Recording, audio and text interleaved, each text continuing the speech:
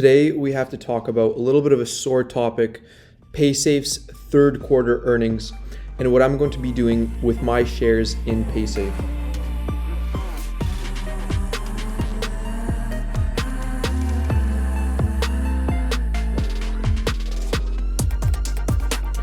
So thank you so much for clicking on this video. All I ask is a thumbs up and subscribe to the channel if you enjoyed this video. But Paysafe reported their Q3 2021 results, and as a result, the stock is down by 41% today.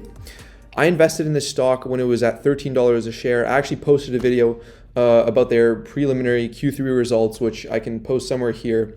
And I showed my full position there. And I'm thinking of buying more on the dip. I might wait, apply the 3-day trading rule before buying more shares. But what I want to talk about in this video is a little bit more in depth on their quarterly results and why I'm still bullish on Paysafe and the financial technology or fintech platforms that they have to offer.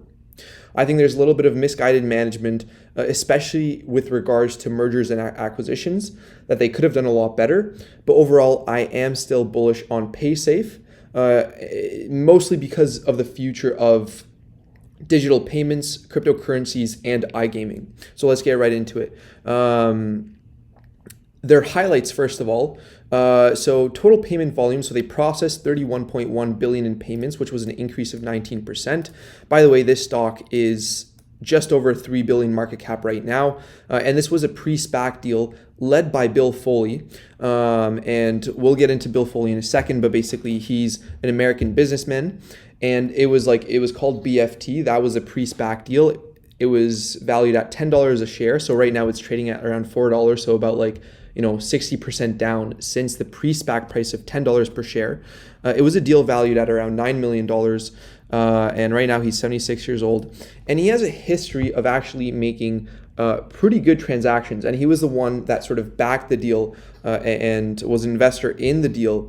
So, I mean, his net worth is 1.7 billion. He's pretty old, but he does have a pretty good track record. So I think that this is sort of a short-term phenomenon, and knowing that Bill Foley is a backer of Paysafe, I think that I can rest confidently knowing that he's sort of behind the deal and he knows what he's doing. He's a pretty good businessman. But again, you also have to look at the underlying business model and see if it actually makes sense. And I mean, a 44% move in the past 5 days doesn't just happen without an extreme change to the underlying business.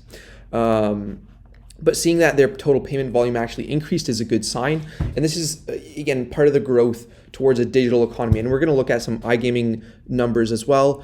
Sports betting is a huge industry, especially since it just became legal in Canada. They're trying to operate out of Canada now, and in more and more states in the US are getting legalized, and Paysafe is a pretty big operator. I think it processes all the payments on Bet365, for example. Their revenue was down by 1%, but for a company that's expected to grow, being down 1% is just not a good look.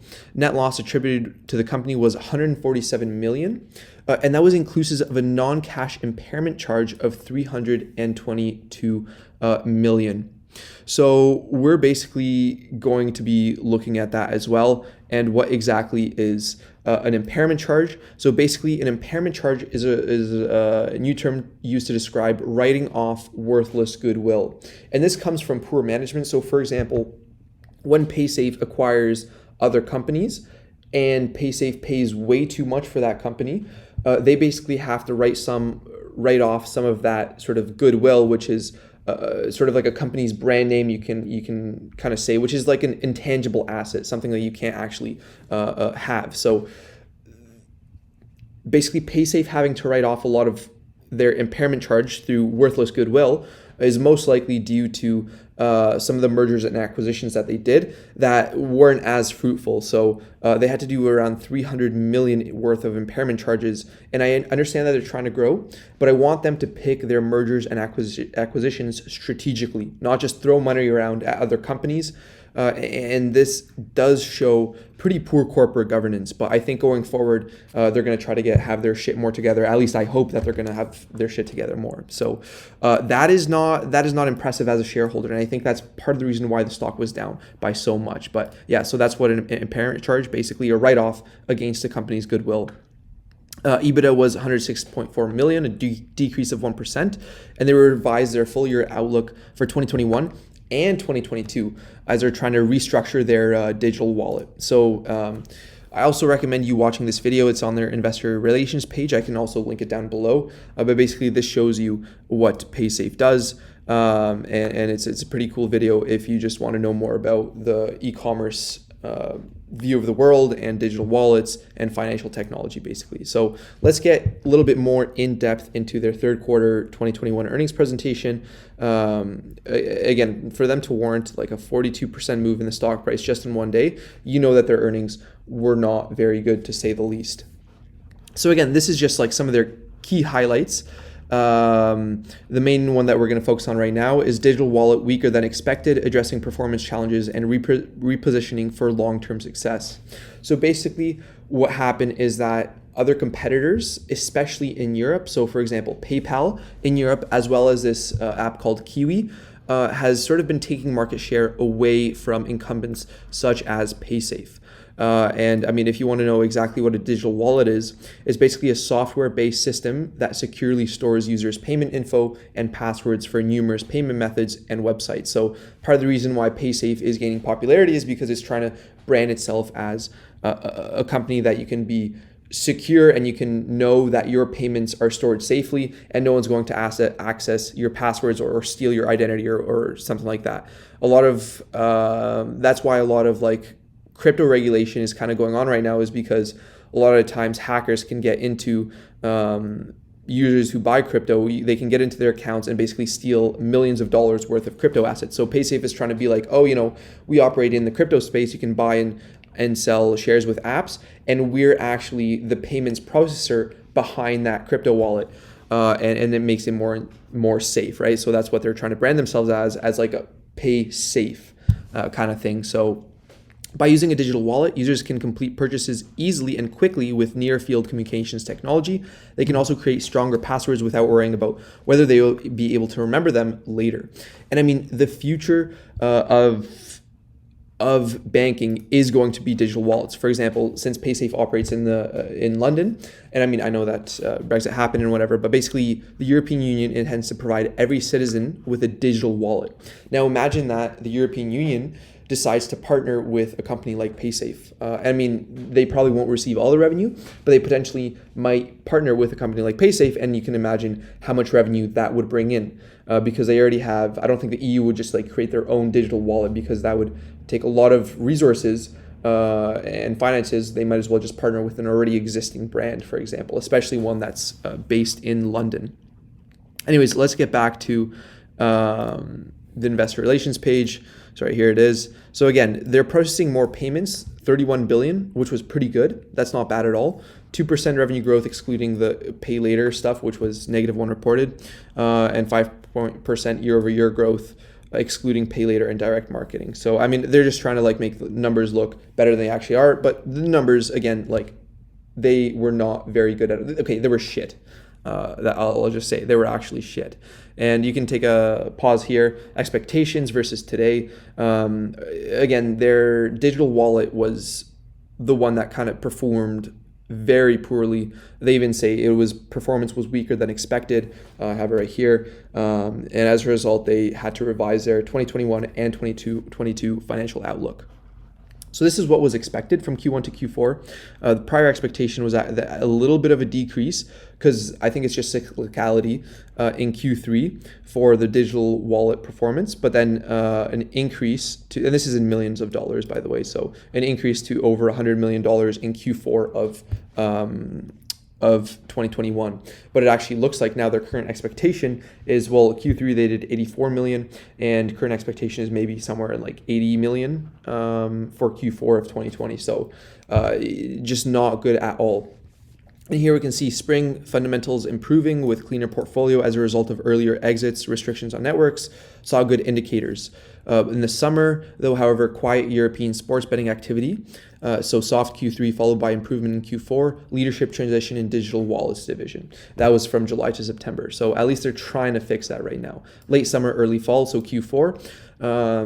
even weaker than expected, and further softening in Europe, primarily regulatory related, Germany and Netherlands. So what I'm seeing here is that they need to focus more on American markets. So for example, Canada, which just passed Bill C-218, legalizing sports betting, and the states, which more and more states are trying to legalize sports betting. So that's what I'm trying to see here, is that, and that's what they're doing right now, which we'll go into the next slide, that due to regulatory hurdles in Germany, for example, the sports betting industry and their digital wallet performance was weaker than expected, basically. So yeah, you can take a pause here. So their digital wallet challenges, network issues, core wallet needs to be more competitive in Europe. So this is when I say that PayPal and Kiwi are platforms that are taking away market share. And PayPal is a huge company, and their stock is also suffering by about like 30%. But I'd rather focus on a faster growing company. I was thinking Paysafe was the one, but apparently maybe I need to revise. But again, I'm still holding all my shares, and I'm not going to sell for some time. I might even cost average downwards. But let me know what your thoughts are down below in the description of the video in terms of this. So organization needs to be simplified and right-sized, deliver against the bigger initiatives in front of us. Which, again, I think they need to focus on the American market, Canada and the US. So short term, talk about here, like you can read this. So expand crypto capabilities and partnerships, especially in the States, right? Crypto is a huge thing in the States. Europe, China, not so much.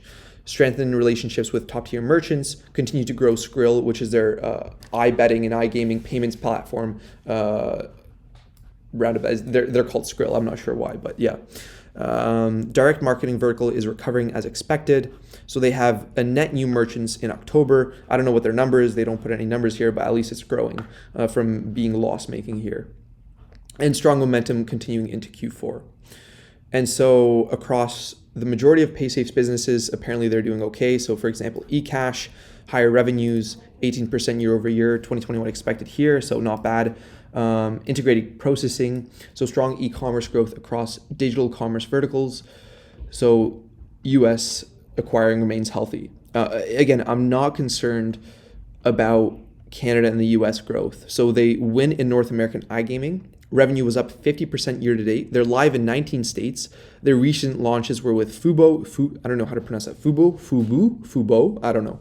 Sportsbet, PlayUp, Superbook Sports, and they're ready for expansion in Canada, signed multiple deals with tier 1 operators through their Skrill digital wallet revamp. And they're piloting 11 brands, strong conversion rates. So this is all good to see. And this is what they need to focus on, in my opinion.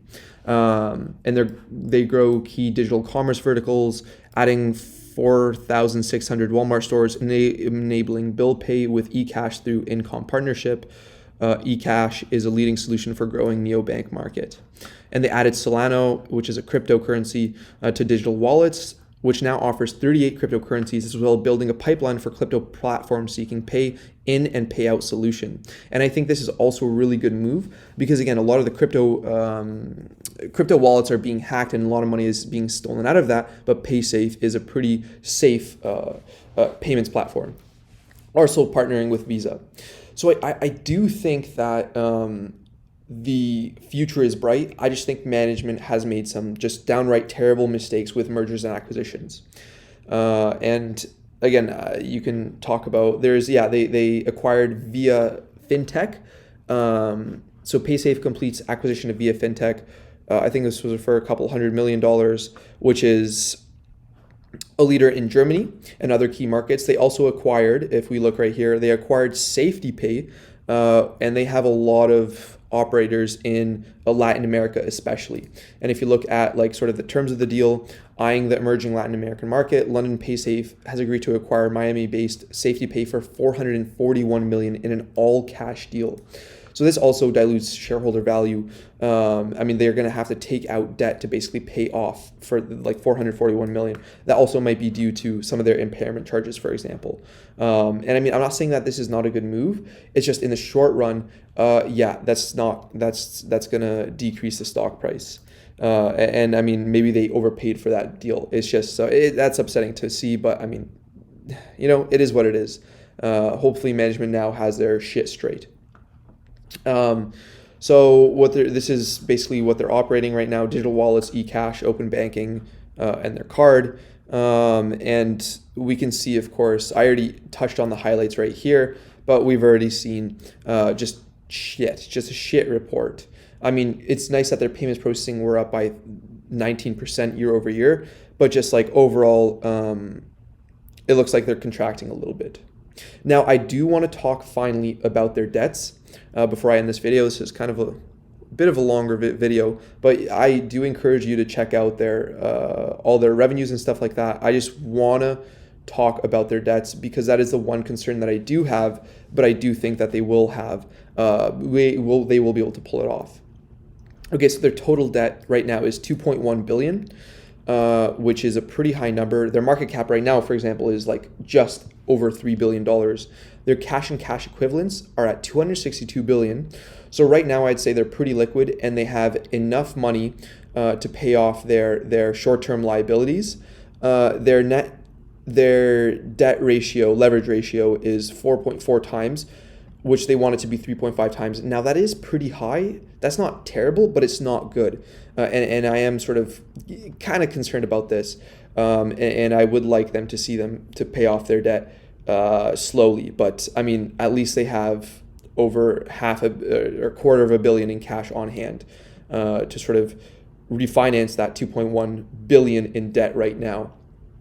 So yeah, and undrawn amounts under revolving credit facilities. So they also can take out the loan right here of $170 million, but right now their liquidity remains at $262 plus $170 million. So I'm not worried that they're going to go bankrupt. It's just they really need to get their stuff together because they're losing like $172 million this quarter alone. So yeah, just, like, come on guys, get it together. And that's basically all I want to say. So I'm not worried right now, but give it like maybe 3 or 4 quarters of poor performance. And yeah, I would start to be worried about it. But hopefully by then they'll be able to turn things around and potentially even be net positive in terms of their earnings per share.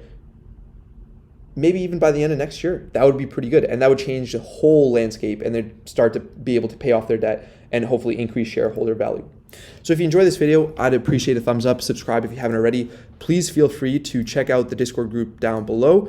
I talk about stocks, my cryptocurrencies. I even have a private channel where I talk about my buys and sells. And if you would like to join that, feel free to join the Patreon or join the channel. There's a link down below. I'll show you exactly where it is. And you can also follow me on my socials. So Instagram, TikTok, and I'll show you exactly where to find that. So if you look at my channel right here, look at the videos, you can join the channel right here, subscribe on Instagram, TikTok, Twitter, Patreon right there on the top right. And yeah, that's it. So thank you so much for watching the video. Peace, guys. Love you all. Let me know what you're doing with your Paysafe shares. I'm holding for now down below in the comments. And peace, guys. Love you all.